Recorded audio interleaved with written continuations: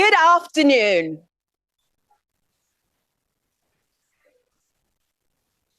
This is the final plenary of the thematic sessions for Fragility Forum 2026. And this plenary is a crowdsourced plenary, breaking news to you. You are my co-moderators, you are my co-panelists, and the reason for that is, I know it's obvious for you now, but I know you've realized from day one that there is more expertise in this room than there ever can be on the stage. So we are flipping the script. The expertise will come from the room and we will receive it on the stage and with our World Bank hosts. Let me tell you what we're doing. We will first hear some forum analysis, highlights, takeaways, and then we will do a live survey because I know how much you love to get that survey email. You know, the one that you're like, oh, I'll answer that later. And then there's a reminder 10 days later, you have the rest of the month to finish the survey. I'll do that later. So we are going to do the survey now together, town hall style, so that we can get those thoughts that you have right now, fresh from the Fragility Forum, back to the World Bank. And then finally, you will hear from the director of FCV Group at the World Bank as we wrap everything up and then send you off to the reception to relax, network, and drink. And so, yesterday in the opening plenary, Basima Abdurrahman gave us a quote that we will never forget. When you don't necessarily need help and you're just getting on with your work, she just says, leave us alone. I am not listening to her because I'm asking to come on the stage. Basima, welcome back.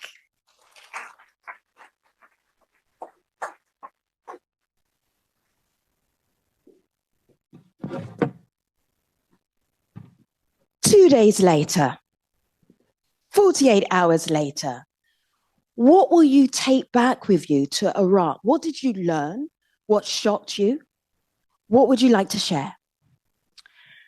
Thank you for this opportunity to share my learning experience also from this forum, which is my first time too.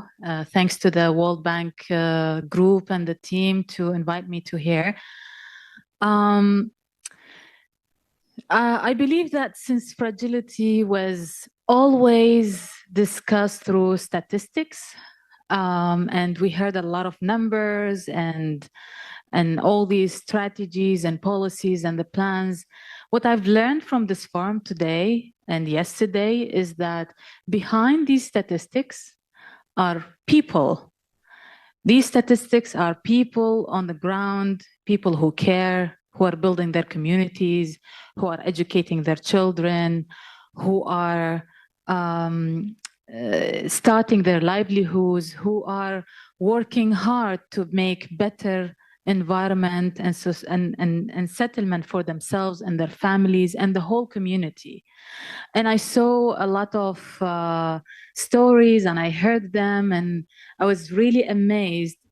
And I also saw that there is so much care from the World Bank group and all the stakeholders who are trying so hard to learn, you know, what is needed from them to help others and not to just look at it at the statistics, but help everyone for who they are as people in these fragile settings.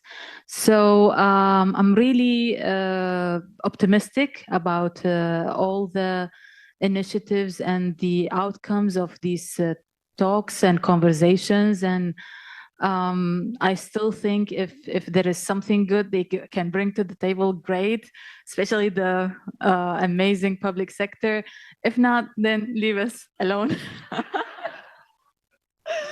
I love your consistency. Thank you.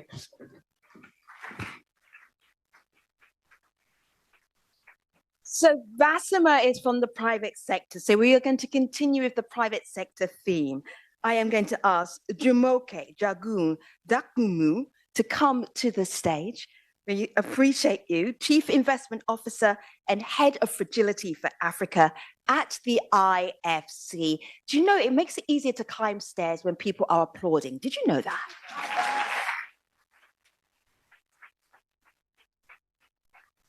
Somebody said to me, why are you practicing Jumoke's name? Are you not Nigerian? It's like, yes, but I see it with a South London accent. So I had to perfect it. Jumoke, private sector is where you want to start. What do you want to share? So I've been working in FCB settings well on 20 years. A lot of people thought I was mad by thinking the private sector had a role in FCB settings, even 5 years ago. But the one thing I will say is doing the same thing several times and expecting different results is the definition of madness. And we're not mad at the World Bank Group. So I like the fact that in the strategy, we have decided to do things differently, take a different approach, with private sector at the heart of the job and economic growth question in FCB settings.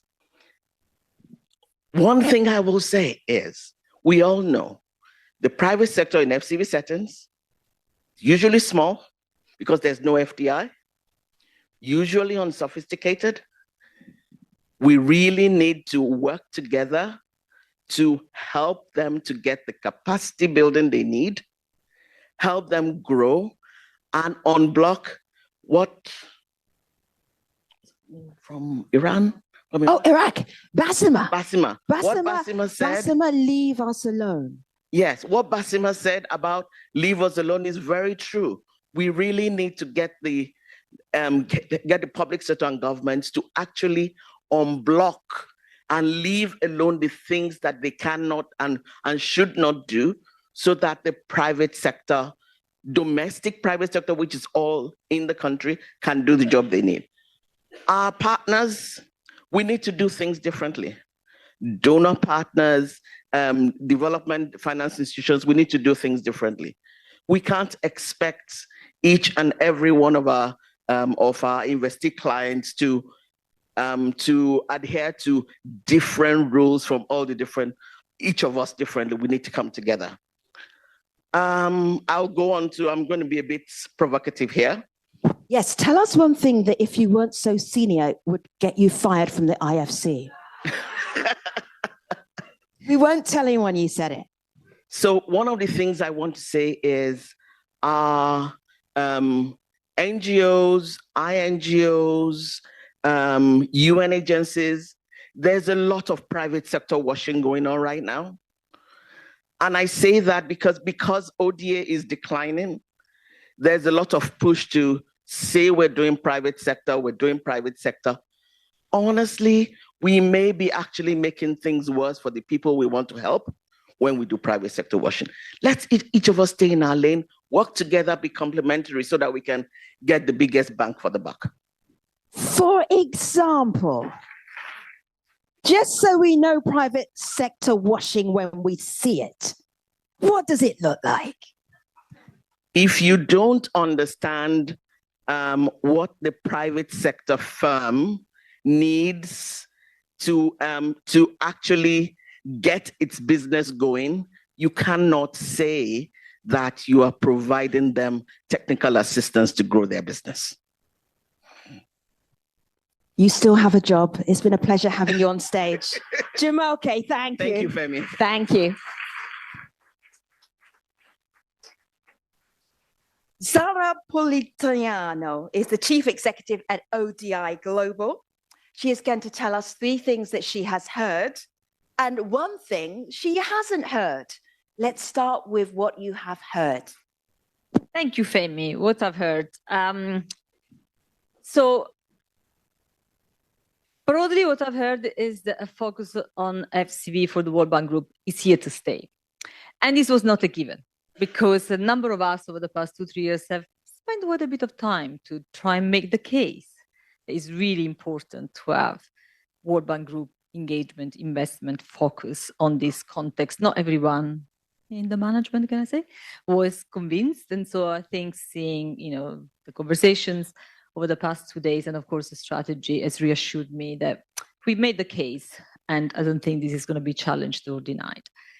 Second, and I've heard that in a lot of contexts, especially where government representatives were speaking, it's clear that standardized solutions, investment initiatives, just not going to cut it. They don't work. I mean, the fragility label itself is problematic because it's all encompassing.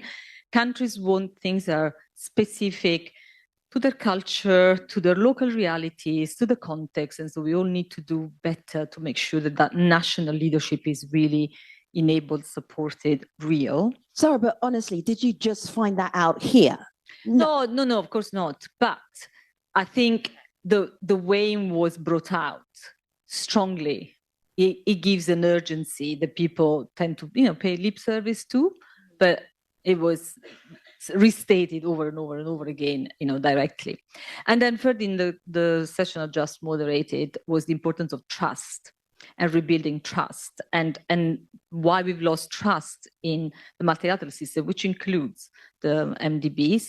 And it was very clear that, especially over the past few years, it is because of double standards and the impunity. And so it's something that speaks to the shareholders, the member states first and foremost, but also to civil society that needs to hold governments to account. And so it's for all of us. If you want to believe in global cooperation, it needs to be founded on trust that needs to be truly rebuilt from scratch. And then what did you not hear that you wanted to hear? So what I didn't hear is how the bank is going to change the incentives to make sure that this focus on FCV really works.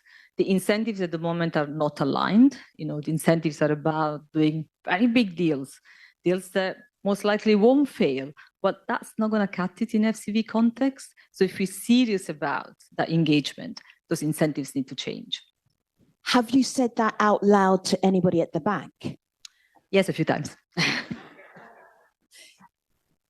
I will stop. Thank you.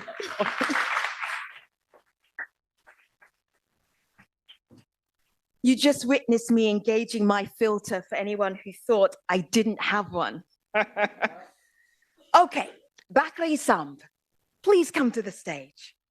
Regional Director, the Timbuktu Institute.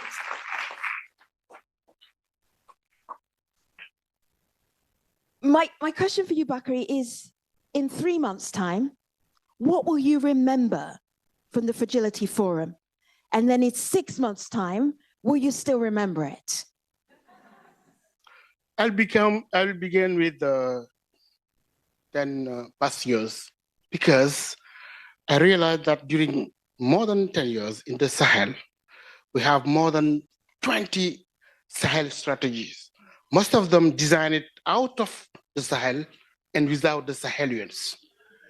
And talking about the FCV strategy in the World Bank, I realized that the World Bank has realized, not too late, that it was time to give the dignity of solution to indigenous solution, initiative and strategies.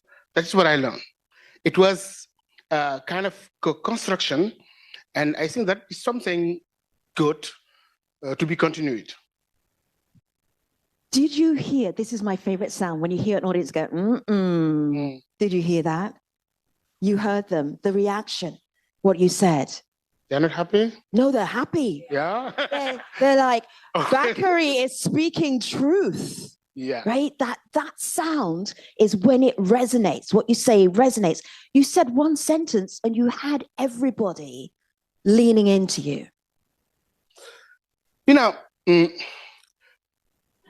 Looking to the international community, when they call the international community, sometimes there are 5, but they say we are the international community. But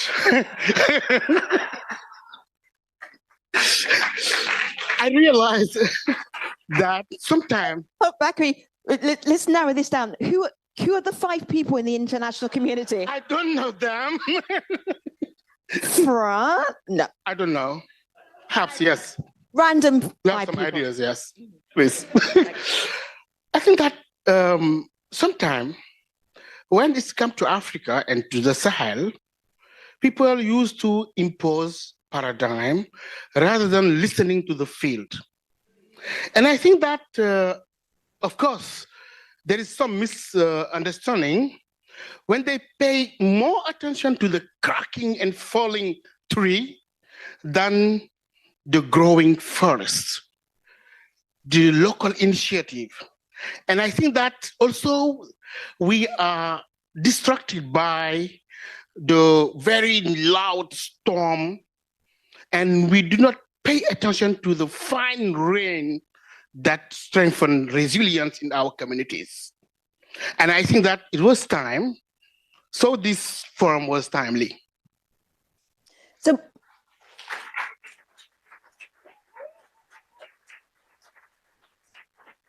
Bakari Sam, I am going to make a prediction. In the reception, you are going to be surrounded by people wanting to chat to you and to exude more wisdom from you. But for now, I will say merci beaucoup. Merci. Thank you. Au revoir.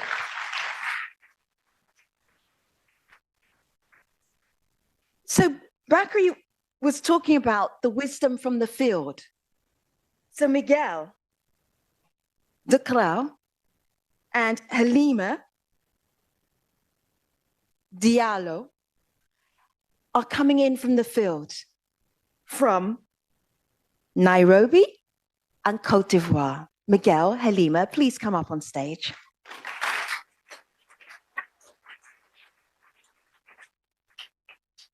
They have a long way to walk. A little more applause, please.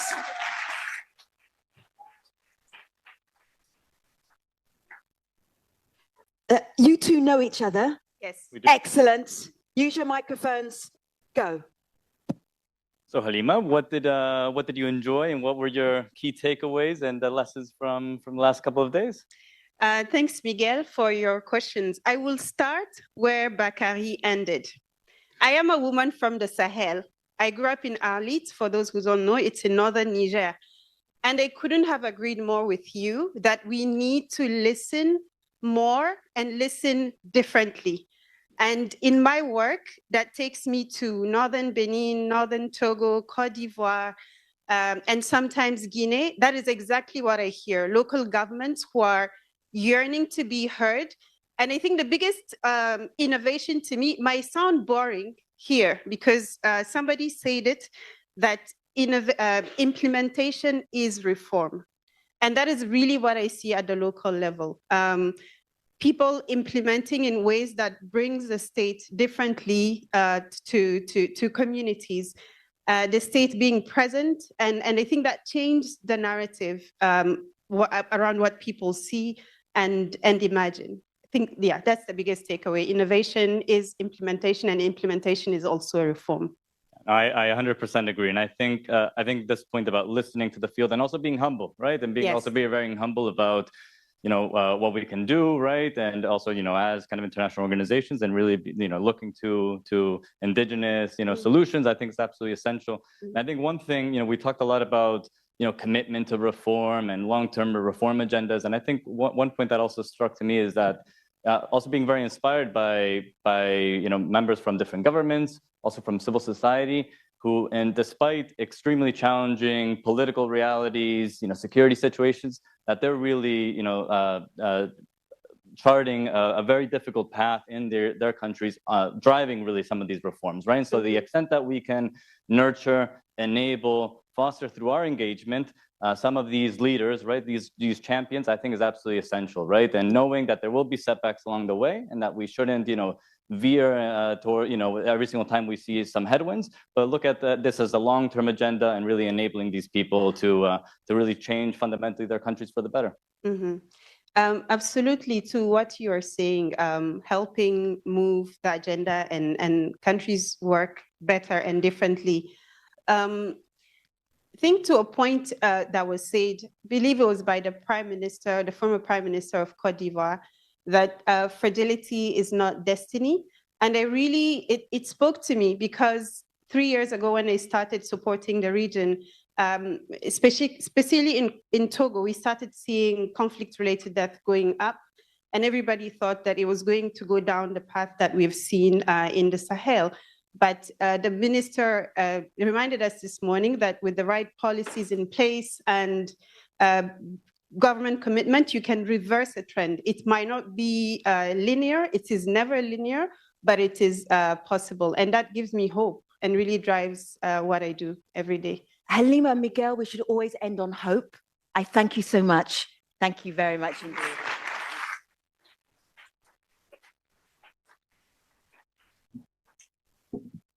And now the moment I know you've been really happy and excited to participate in, which is the live survey. You do not have to send your email. I am here to create a beautiful, wonderful, comforting experience as to giving your feedback. You don't have to email 10 questions back. Now, don't all rush with putting your hands up at once, but let me see where the deep takes are in the audience. If there are no hands, I will go voluntarily to volunteers that I will volunteer. Good afternoon. Hello, my name is Edie Watt and I go to American University. I'm also from the Sahel, I'm Senegalese American.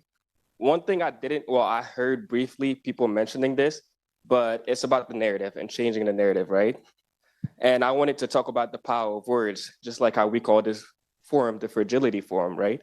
I think there's like a very importance of like changing the words that we use to describe these regions, because it's like, that's the narrative we're selling people. And like investors are seeing these posts and they're deciding not to invest. You know, there's like an effect. So I wanted to ask, how can the World Bank assist these countries by changing the narratives and like, you know, captivating everything that is actually happening in the region and not letting it overshadow by like the security threat in the region? I have heard the idea of changing the word fragility. Yeah. What would you change it to?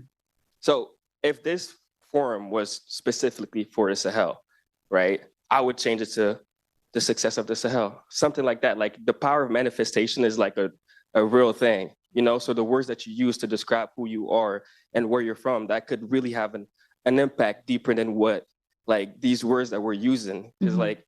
I think this is like the global like North who are using these words to describe the global South. Thank you. But how has the global South described themselves? Your name again? Edie Watt from American University.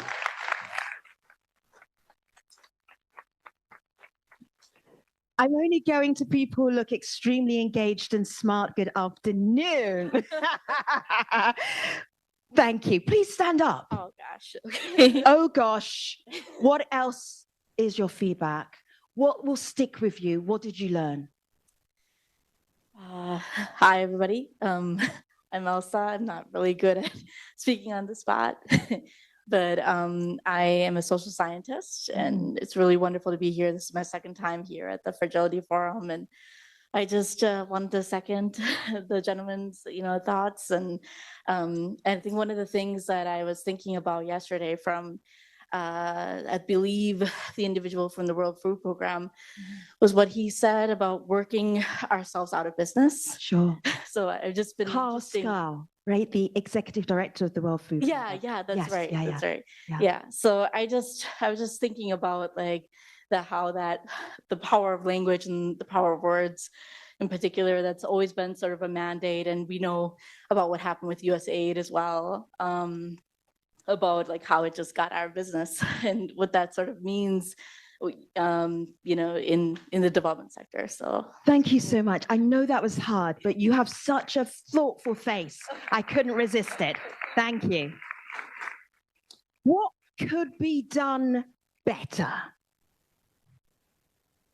Good afternoon. Oh man, it's not your name. Please stand up. I'm enjoying this, actually. A little too much. Name and affiliation.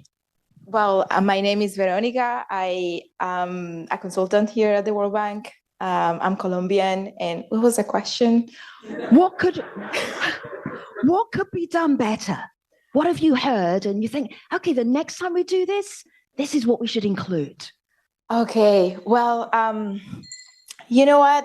Like my last session was on water insecurity, and we had some presentations from Nigeria, Haiti, and another place that escaping my mind right now. But a common theme was coming back was that we need to unlock the potential and the investments, and we need to repair what it has broken. Like, one of the major problems about water is actually leaks. It's not that the world doesn't have enough water.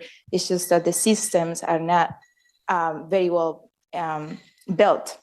So I think what it needs to be built, like what it needs to be better is that people actually, those who are implementing, like I study development, right? I think when you pick a career like development, it's because you really care. And I feel like now people is just doing things because it's kind of like a moral responsibility, but also because it's something that they think that they should be better. But I think we need to put more commitment into those things. Like what? What does that mean? What does that commitment mean? Yeah, like actually going to the communities and like sitting with the people that you're supposed to be helping. When I had the opportunity to be in Senegal as part of my program, it was life-changing for me to actually go to the places and be with the migrants that we were supposed to be helping. Like I was very disconnected from, okay, I'm taking my studies and everything, but like until I'm not there and I don't see what it's actually look like, I don't know, agriculture development, like if I don't see it, like it's just very abstract. So I think people just need to actually be there with the people, asking those questions, just getting to know them to see how you actually can help them better. Veronica, thank you. Thank you very much. Oh, see, now I have volunteers when we've run out of time. This is your live survey. It is coming to an end, but when you see that email in 1 week's time, please fill it in, send it back so that we can get all of your thoughts and your feedback. So there's only one way for me to conclude this final plenary session. Thank you for showing your expertise to the speakers and to the audience who were enjoying a little too much people being volunteered for their feedback. We are going to end with the director of the SCV group at the World Bank, and that is Shubham Chowdhury. Thank you so much. And now over to somebody who's incredibly important, has deep thoughts, and will wrap it up just in time to get to the cocktail. No pressure.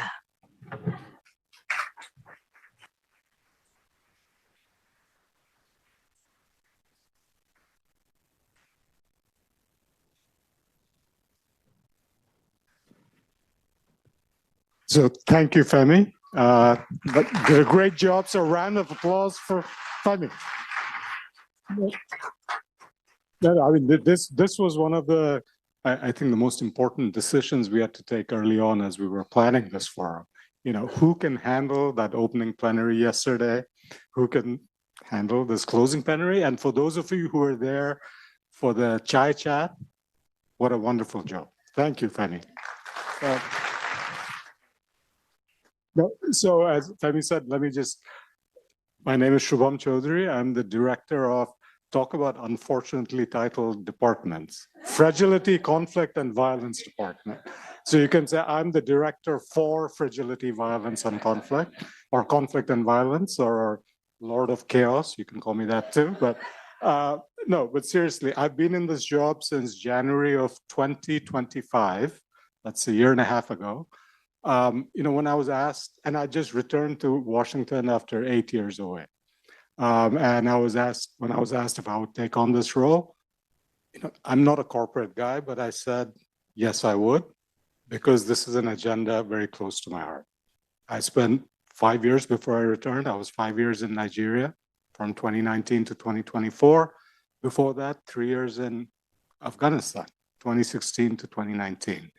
And I think my time there in these countries, working, as Bakari said, kind of really immersed, listening to and interacting with and engaging with the people who really ultimately both know the context, but also care the most deeply about that context, who don't have an ulterior agenda, right?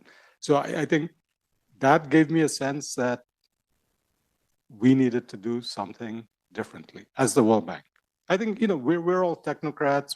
I think we're well-intentioned, but how we engage in some of these places with the particular histories that are there, it can't be the same way we engage in other places. I was in Indonesia for 5 years.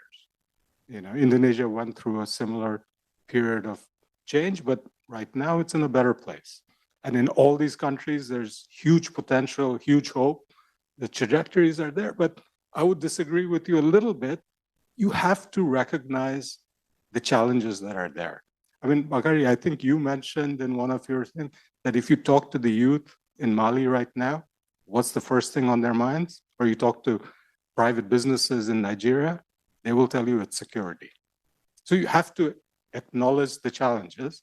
And I think we as development practitioners, we have to acknowledge just the reality. That doesn't mean that it's a sign of pessimism. No, that just means that you have to, work harder, work smarter, and take a different approach.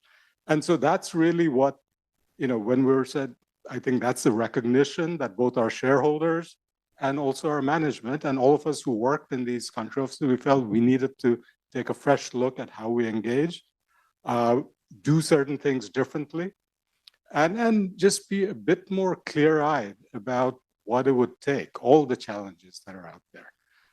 So that's the process over the last 18 months. I think many of you in the room, we've engaged with, you've contributed your thoughts either directly in discussions that we've had or in online through other communications. I think with Bakari and the group of people who know the Sahel very well, we engaged with quite a bit, precisely because, our changing is not going to be based in Washington figuring out what we need to do differently. We need to be informed by the country context.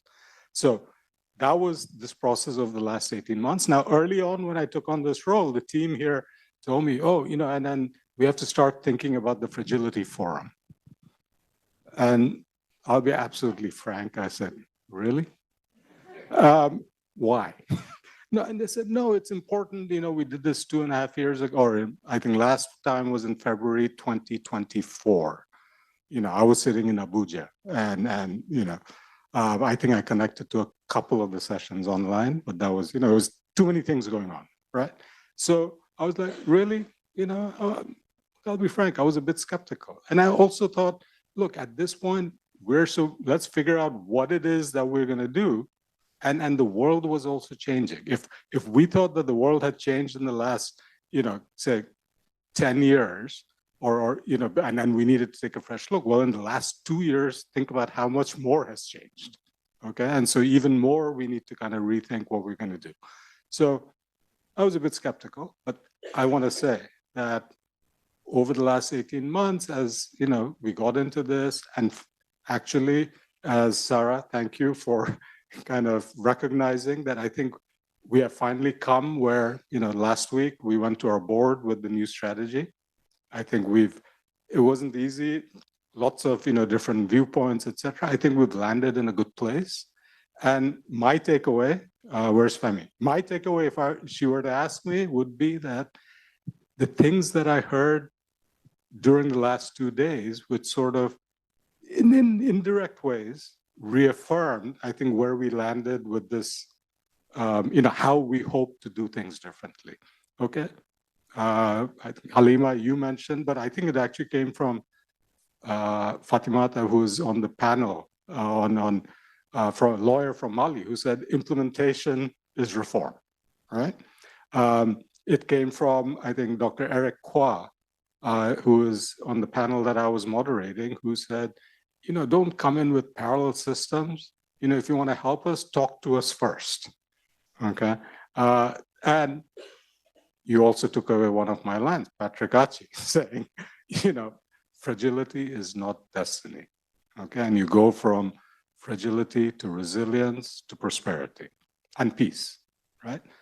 So that was my takeaway, that, okay, and I'm very glad that the team was kind of persistent and said, we got to do this.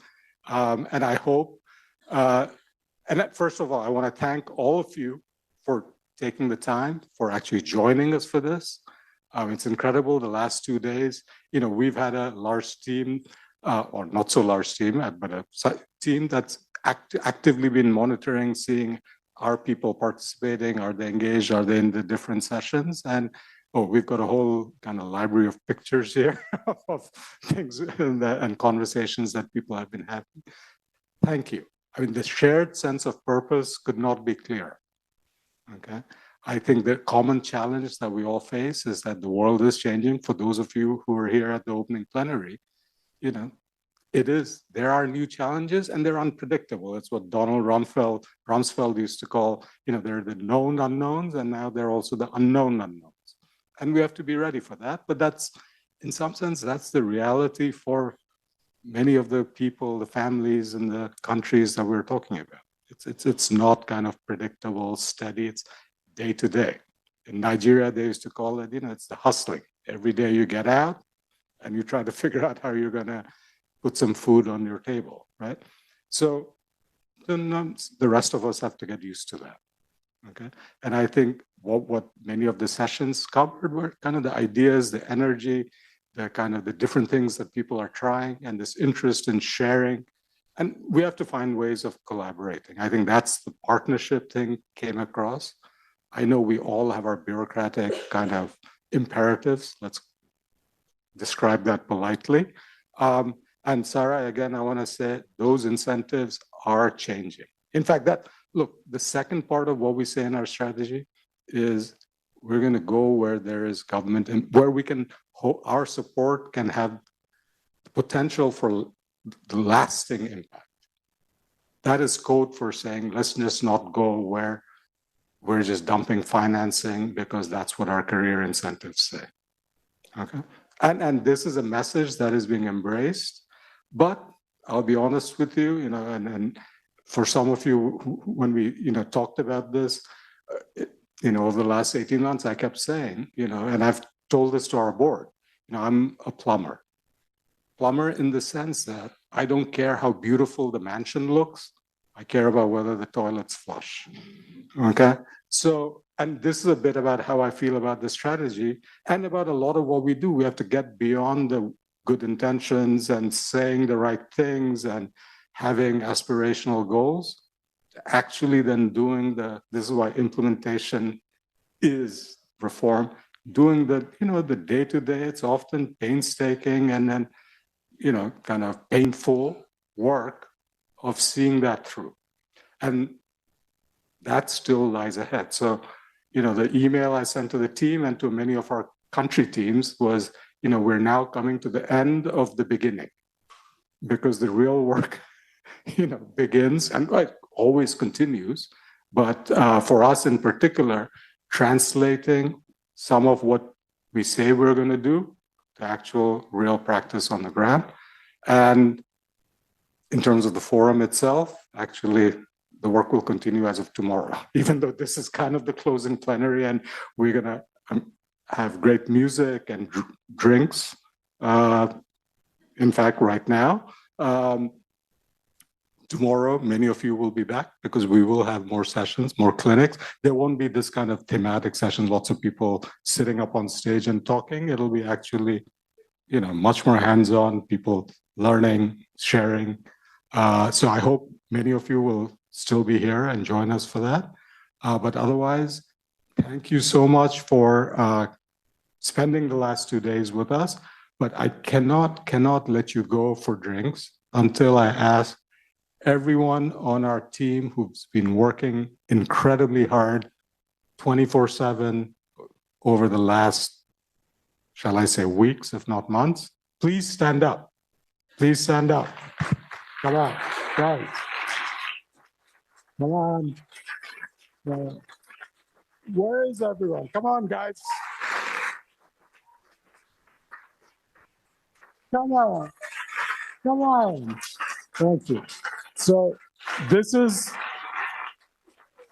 people are hiding somewhere else. Come on. So these are the team. This is the team right out here. They're all part of the team that's helped organize this thing.